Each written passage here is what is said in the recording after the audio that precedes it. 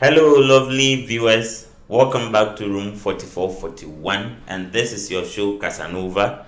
Um, last week we had a very good time, and I am hoping that today too we can have a very good time. But before we talk about whatever we are going to discuss today, I would like you to please subscribe to the channel. We like your vibe, we know you like our vibe, so let's build this channel together. My name is Kobe Bedu, and today I'm here with. I'm always here. You're always here. My name is Mr. Josh. Mr. Josh. How are you doing, brother? How was your week? So I'm doing very well. It has been really exciting and nerve-wracking. But I would say that, we keep going. So, yeah. We thank God. We thank God for your life. What about you? Don't ask me anything. I'm not ready for anything. I'm also doing very well. All right. I mean, the week was very calm and, exciting at the same time. So, yeah.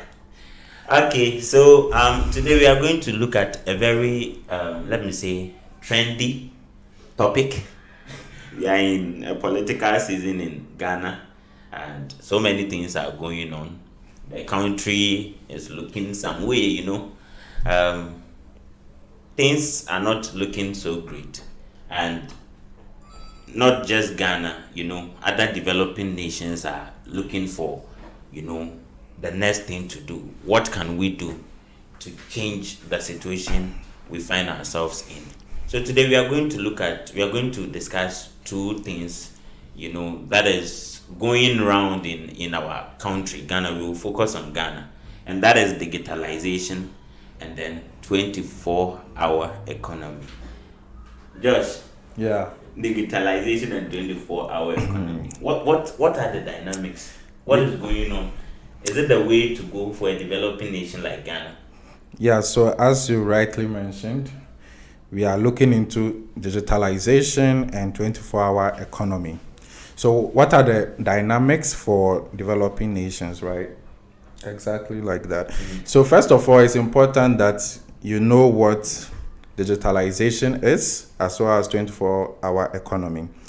So from our research, digitalization is the adaptation of a system, process, etc. to be operated with the use of computers and the internet. So that is the definition for digitalization. And for 24-hour economy, it refers to an economic system where business, commercial activities, and public services operate around the clock, 24 hours a day, 7 days a week. But guys, there's one intriguing, information I would like to put out. So there's a difference between digitalization and digitization. So one may ask, what's the difference, right? I know you are eager to know.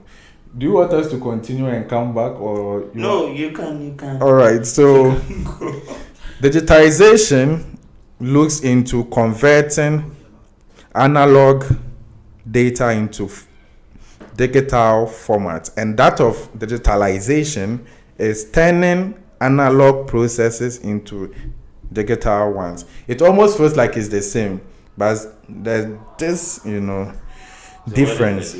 So what's the difference? That's a good question, and we will expand on it as we go forward. Okay. I have certain questions on my mind. Whenever the development of nations like ours, I mean Ghana, comes into question.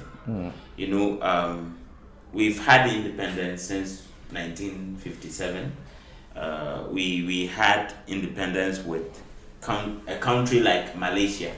The same year we had independence. You look at where they are now in terms of economy, in terms of society and everything. You look at where they are in terms of finance and everything.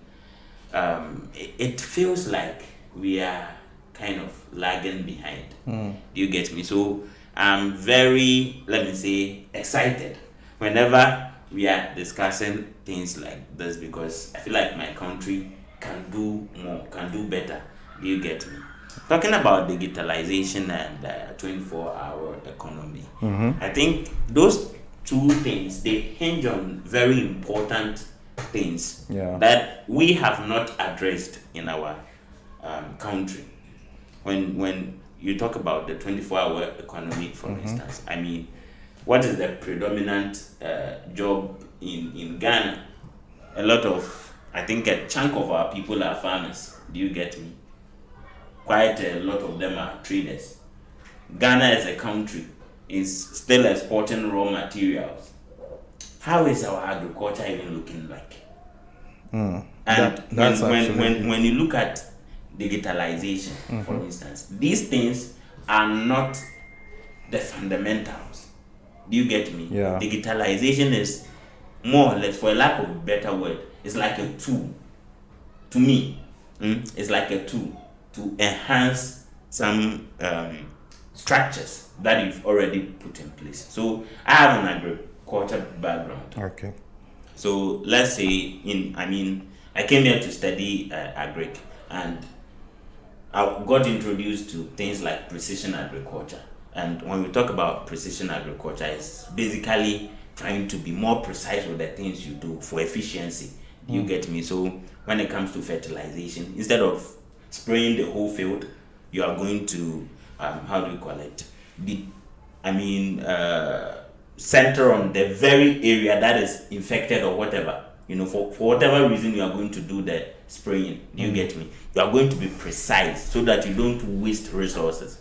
Do you get me? And these things are made possible because of satellite technology, because of some of these things, digitalization. Basically, we are using drones and other things. But there is something to work with.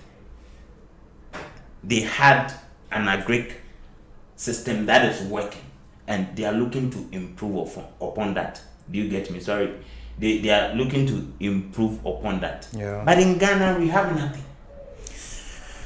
Oh. We have nothing. My dad is a farmer. Bro, you can see from my hands. Bro, I used to weed.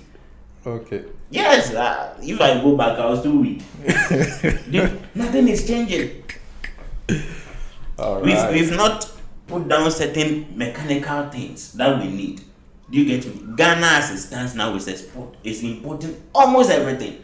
I'm talking as an agriculturist. Do you get me? Yeah. Almost everything. Look at poultry, for instance. We eat a lot of eggs. Ghana is known to be Nigerians would say we eat egg with cake, everything. You can find egg in every meal that we have in Ghana. Yeah. Do you get me? Broilers, we eat it a lot. Chicken is one of the most eaten meat in the world. Do you get me? And I don't think Ghana is an exception. But how many farmers are able to produce those broilers and all that? We are not able to produce broilers. Our poultry industry is not working because feed, which happens to be 80% of the variable cost. When I talk about variable cost, I mean operational cost. Feed takes 80% of that, and we are importing all our feed. But wait, I don't want to cut you short, but I think you are making a very valid point. But we are looking into digitalization. Yeah, we are looking at those wait, things. I'm coming. Listen. Wait. Fine. So we are looking into digitalization and 24-hour economy. Yes. Correct. Yes. And we are saying that we are made in terms of the workforce in Ghana, most of them are into farming. Yes. But you are saying that it's not really, how do I put it? It's not done in large, more like large farming, right? It is not about. But right now, I'm coming. So my point is, we have this, right? And what we ought to do is to improve on what is being done, right? Yes. So it's important that we look into these two things. Is it that we need more people to work on the field to make sure that we bring out more produce, or we ought to change the practices where we look into using technology to enhance it? So I understand your frustration about how farming is being meted out in Ghana, correct? But our point now is between 24-hour economy. It is not between. No, I'm building a point. So between 24-hour economy, right, and digitalization, if you pick a developing nation, which of these is the most important to start with, for example? And you are making a point that Ghana doesn't need digitalization now because our base is not yet stabilized, correct? Okay, I'm not making that point. Okay, so come again. What I'm saying is that these two things, they ride on other things.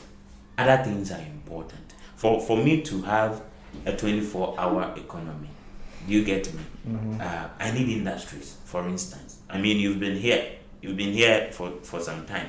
Do you get me? Yeah. You see people running shift. Do you get me? And it is made possible by mostly the industries. Do you get me? Yeah. There is no, let me say, administration office here that runs for 24 hours. I've not seen one yet, really. Do you get me? I usually don't see farmers going to farm for 24 hours. That's a valid Do you one. get me? Yeah. But what I know is that the produce from the farm, when we have a factory that is turning that produce into how do you call it, a finished good, or adds value to that produce, that factory can have people working there for 24 hours. Yeah. Do you get me? So the very infrastructure and then the basics that we need for us to roll out some of these things, they are not there. Do you get me? When you take digitalization, for instance, they are to increase efficiency. Exactly. They are supposed to help us do things better. Now, I was citing precision agriculture, for instance. Yeah. Do you get me? But look at us. There is nothing for you to build. How many tractors can you find in Ghana? Let's go purely on the mechanical level. Do you get me? Yeah. Yes. How many farmers are able to even weed like cultivate about 20 hectares of land in Ghana? How many? Yet Ghana is more like an agrarian economy. Do you get me? Our one of our biggest export is cocoa. We are running it down. I mean, during President Kufuor's era. Who is President Kufuor? President Kufuor, former President Kufuor of Ghana, during his era, I mean, there was something called mass spraying, for instance. You get me? That thing was helping. I saw, cocoa production rising at the local level. You get me? Now, it's like we are retrogressing. It has gone back. So, supposing we were able to build on that momentum, do you get me? And we were able to build factories till today, over 60 years after independence, we still export raw cocoa. Yes, there is nothing that is working in that country. So how can we attach digitalization and how do you call it, this whole concept of 24-hour economy to all these things? So first, we are not doing the fundamentals right. First and foremost, right, it's important that you let the audience know what digitalization would benefit these countries. So it's important that we know that, okay, so when we start or when we implement this digitalization, what's the benefit? Why they need? These are some questions that they pose to, people that talk about these things. And I like to share that with us all. So first, I mean, it's important to know that in terms of implementing digitalization in an economy, first of all, there's a boost in finance, right? There's also improvement in healthcare, right? And logistics. And we have a very key country that did this and it worked. So we all know Singapore for that fact, right? So the whole country was built on technology, innovation, technology. And we know that it moved from a third world country straight to a first world country. And we are saying that, okay, so if this has been done, and Africa is still, facing a lot of challenges. With this implementation, would it guarantee or would it give us the same results that Singapore had? I don't know if you get me. I get you, but you see, Singapore had a direction. You get me? They knew where they were going. I don't know much about the Singapore economy, what they really pride themselves in. Okay. You get me? I'm talking about Ghana, for instance, looking at what we have in hand and how we can use these things to, Okay, so let me just build that point. So you see, when it comes to Africa, West Africa, Ghana to be specific, and even the world, one predominant thing that affects economy is corruption, and also not being able to file your tax. Those processes, people tend to deviate from it, right? So I'm saying that with the introduction of digitalization, that when you input your information, you leave a footprint. So all the things that you do can be tracked, right?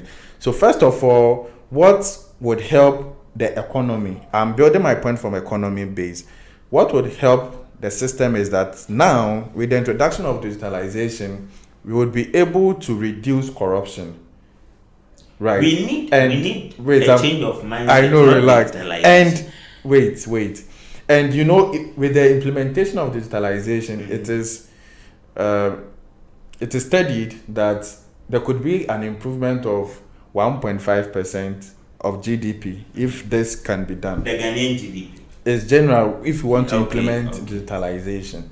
It will reduce 1.5%. It will increase it by 1.5%. Yes, GDP. Right. So I'm saying that there will be reduction of corruption, and when there's reduction of corruption, then it means that a lot of the revenues that are gotten will be then channeled effectively to the places that needs to have these revenues, because we know what these revenues are used for, and before they are channeled to the point where they are going to be used for, people actually take their cut from it, and it cannot be traced because it is paper, right? So when you take the paper off, there's no trace, right? So I'm saying that it's important. Corruption is reduced. There's improved GDP. Also, in terms of our agricultural input, there will be an agglomeration of this, which is to say that there will be an improved way of farming, such that your father that you said is a farmer would be able to now improve the things that he does. And with the education you've obtained and the digitalization that will be implemented, overall you will see that the produce that is the product that is gotten will be improved.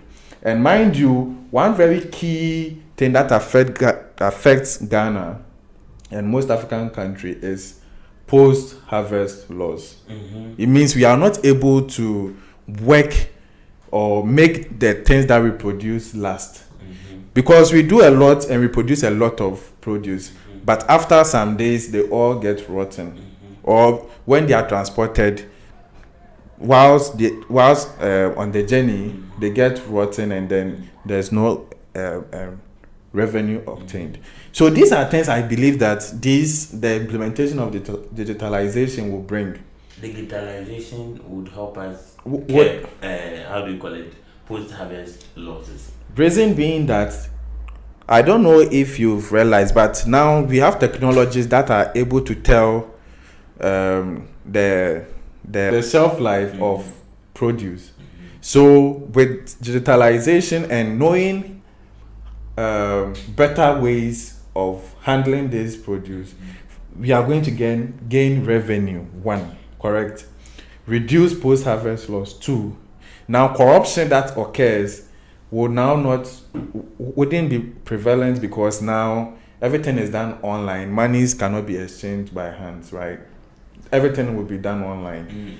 And when you see this channel of process, it's going to improve the economy of Africa and Ghana, And the 24-hour economy, then I believe, will then make use of the produce that has been, put in place. I don't know if you understand me. So basically, now you have digitalization, you have 24-hour economy. Produce are being, they are improved produce, correct? And this improved produce, now we are able to make use of it, which is now there's less post-harvest loss. And this produce can be used in factories, correct? And we know, in the system we are in now, we know how, industries work. Some industries work in shifts. So if you want to export processed produce, then the 24-hour economy can be implemented. So with that, it means that you are giving the people more jobs, right? There's more revenue, right? And then overall, your economy is boosted. So I think that I won't pick one, but the two. No, I'm not trying to pick. No, I'm just saying we should pick. You know, some people actually pick one and leave the other one. It's not about picking. That's my point. Yes, and I think you are not. I'm not saying they are not necessary. Yeah. I'm not saying that. Yeah. Never. Do you get me? But I am not of the opinion that those two things work in isolation, and people should just throw dust in the eyes of people, run on those things, and win political power or whatever it is with those things. Do you get me? Yeah. Make it look like that is the thing, without really making us understand how they are going to come to that point. Just as I said, when you talk about digitalization as a whole, it is actually something we implement to help existing businesses, processes to be more efficient. What businesses are there in Ghana? What is our business in Ghana? Yeah, a lot. What are we doing? Yeah, you get me? You talk about communication. Digitalization in there. How is our telecommunication industry? Yeah. You buy 50 gig of data and it's like, how? In 20 minutes it's gone. Do you get what I'm trying to say? Because data is expensive, right? Come on. You've lived in this part of the world. Yeah. 50 gig, does it run out in 20 minutes? You get me? I'm coming. When you look at something like, how do you call it? Connectivity and doing businesses like transportation. From these things, we are able to do delivery work and all that. I've heard there is Ghana Post and all. Yes, and it's working effectively. How efficient is it?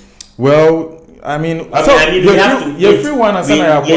to start from somewhere. Exactly. But you see, when you are using Ghana Post and those things, there is an underlying business that is making that digitalization process or whatever implementation that you've implemented useful. Yeah. Do you get me? And that business is to get food from one point to another, transport human from one point to another. Services too. Yes, those services. How are we doing in those major things? We have not built those things.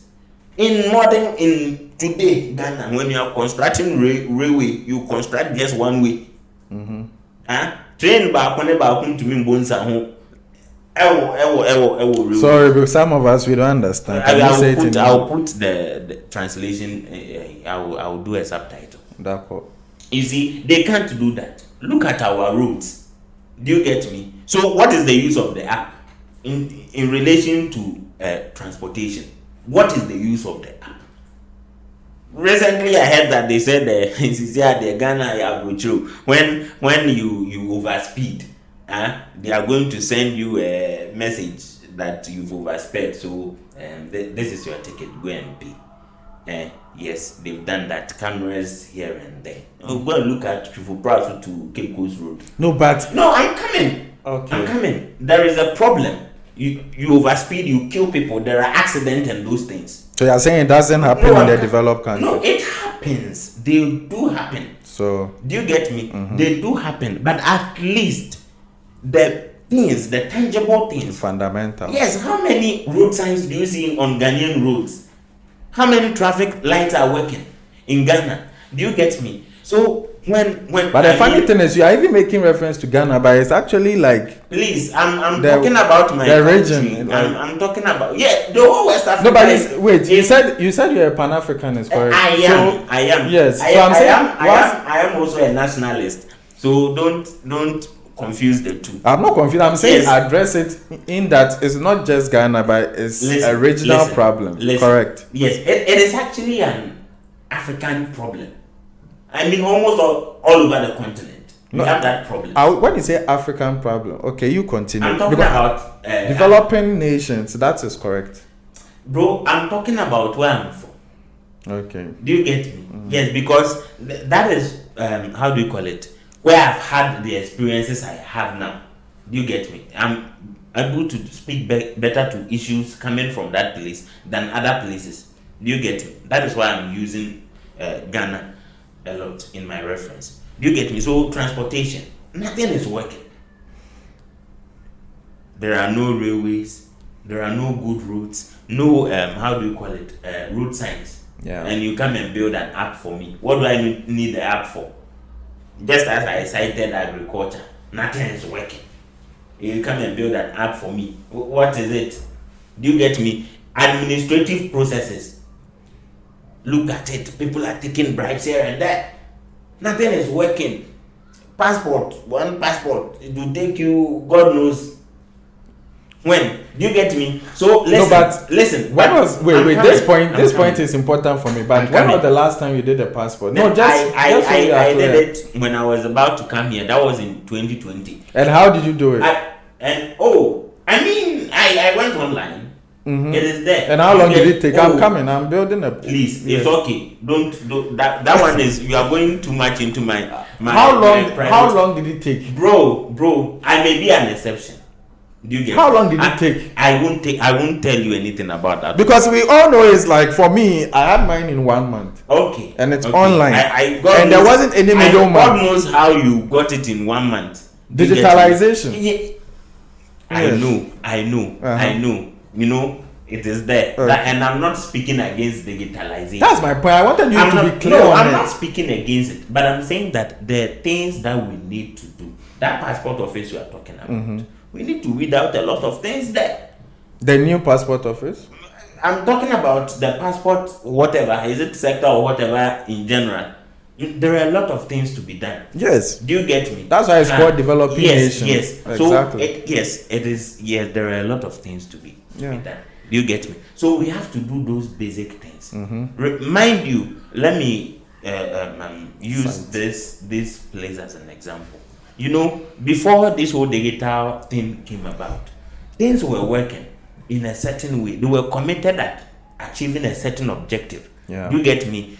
With the advancement of technology, do you get me? They got access to a certain technology that can help them get to their destination. Where are we going to as a country for us to use these things to facilitate our journey? Do you get what I'm trying to? So I'm not saying it is bad, but let's speak to the reality. We don't have a direction. We don't have things we are doing. Do you get me? And we even have to look at the feasibility of incorporating these things in whatever thing that we are doing. Do you get me? Let's say transport, for instance. Do you get me? We need railway lines. Do you get me? We don't have trains and all that. We have to spend money to digitalize stuff. Do you get me? So you do an analysis. Be like, okay, which one should I, put on the side? And obviously you have to build the railway, you have to buy the train. Do you get me? Yes. So digitalization doesn't come in there. If we can, fine, but if we can't, we should prioritize. That is what I'm talking about. Actually, it makes sense. That is what I'm talking about. So I'm not against it. Oh, come on, I am a Gen Z. You are? Yes. I love technology, I love digitalization. Do you get me? Yes, but we have to do the real things. 24-hour economy.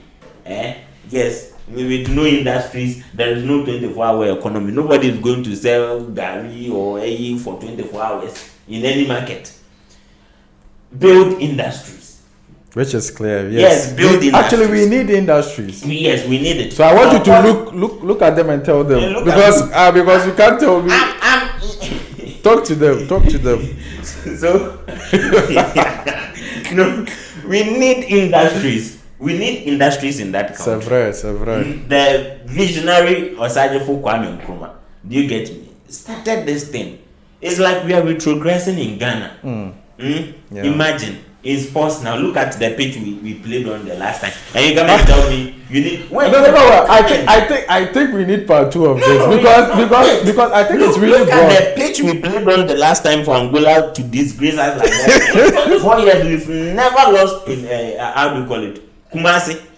We lose because of the. It is because of the. Look at how the player was clearing the ball. A better pitch would. Yeah, we lost, and then yes, we ventured on them. Do you know?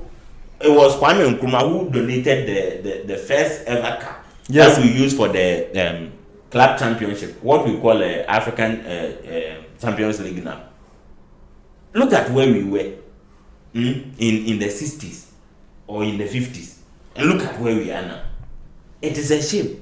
Yes. It is a big shame. And all those people who have held power for over 24 years or whatever, we are here. This is where we are. Please do something. Yes, I agree with you. Like, we need a change. Yeah.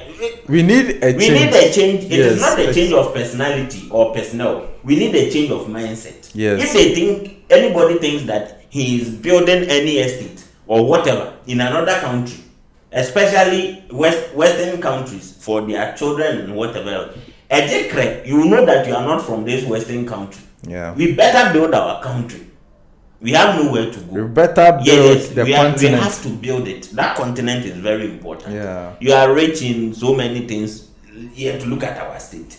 Bro. It's okay. I'm getting too much. So yes, it's okay. Guys, let's this is really heated, and I think this calls for a part 2, and we might continue with this topic. So I don't even think we even focused on the digitalization. Yeah. This thing. Sorry, I got to. But we have the Agora session where we are going to ask kind of personal questions for the panelists to have their personal say on them. So, see you all in that session. Okay, welcome back. I mean, the previous session was crazy, it was mad. I was getting so excited that I was even going off track. I mean, a lot is happening in that country, bro, and it's sometimes very disheartening. Anyways, so this is the Agora session, and this is where we get somehow personal. So, our anonymous question man is going to give us some questions. Yep. We have some few seconds to answer them. So, Mr. Anonymous, over to you. Let's go. All right. So I'll be asking each of you a question. I want direct and short answers. So I'll start with Kobe Bedu. Sabian. So your question is, digitalization is more important than industrialization. True or false? And explain why. That's a big no. Like, how? Just as I said in my previous submissions, digitalization is more like a tool to facilitate something. So we have to put down some of these industries for digitalization to come and better them, make them more efficient. So that statement is very false. All right. Thank you very much. Mr. Josh, how can digitalization be implemented so as to not leave behind the less educated? This is really a profound question.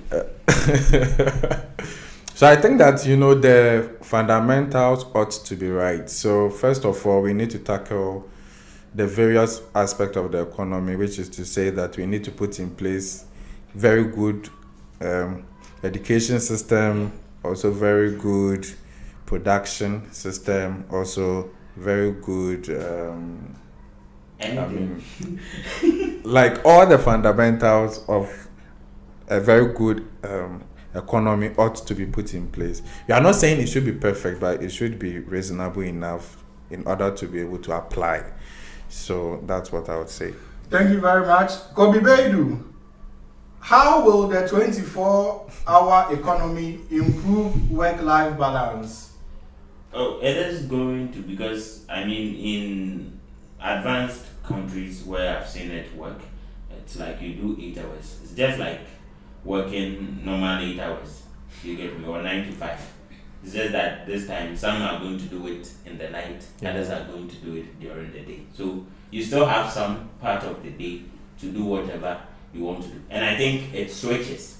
So you just have to plan. You just have to plan if you are on any shift. So you can take advantage of the night. If you are a day worker, you can take advantage of the day if you are a night worker. That is it. Okay, thank you very much. Mr. Josh, your question. So how can digitalization address the security concerns related to round-the-clock operations and online transactions? Yeah, I think this also addresses my point. So basically, if things are done digitally, we leave our footprint, and so anytime there's the need to do an audit as to how monies were made or disbursed, it's easy to do that as compared to the paper system. So I think that is the answer to that. Yeah. Thank you very much. Kobe Beidu, your question is, quality education must precede digitalization in order to thrive. True or false? And explain. I mean, you need to be educated on everything that you do for you to make informed decisions. Yeah. Just as I said, digitalization or digital stuff, they are tools in our hands. You have to know how to use them. So we have to educate you on that. So yeah, of course, education comes first. And I mean, we have to do a lot about our education. The book, the 2 and 14 is not working for us at all. No, not at all. You travel from Ghana to other places and it's like, oh, Johnny, you know nothing. Hey, Oh no. this you still. know the help. Excel crown to me, you. Hey, What be this? let's go there. It's okay. It's okay. You. All right, Mr. Josh, your question is, in what ways can digitalization promote sustainability and reduce environmental impact? That is negative environmental impact. This question too deep. Can you answer that? Why are you throwing me? Sorry, just ask me again. In what ways can digitalization promote sustainability and reduce negative environmental impact? So I'll just use an example. You are an environmentalist. Relax. So wait. So I just use this example, right? So as I mentioned earlier, right, digitalization could help reduce post-harvest losses, and so this is an example. You are coming into my field.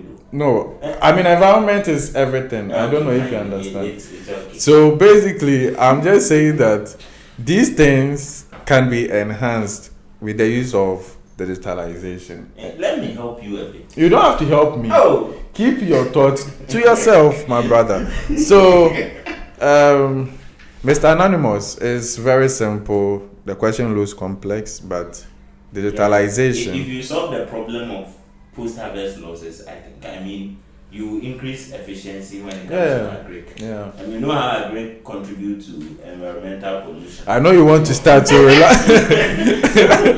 You'll be good. Please, let's continue. All right. Kobe Beidu, your question is, how can a 24-hour economy model contribute to reducing unemployment rates? Wait. Is it like It is. you wait? Is it like you planned a thing or something? My questions are saying, It's quite straightforward. please, Like, yeah. You know, just as I said, you run shift. Do you get me? Yeah. You run shift. So a job that in a normal economy or economy that is not running on a 24-hour basis would have just one person occupying that position. This time you have 2 or 3. Do you get me? Occupying that same position. Yeah. So you are increasing the numbers. And I mean, if everything is done right, you are also increasing productivity as well. Yeah. Thank you very much. Mr. Josh, when it comes to the question of human rights, how can digitalization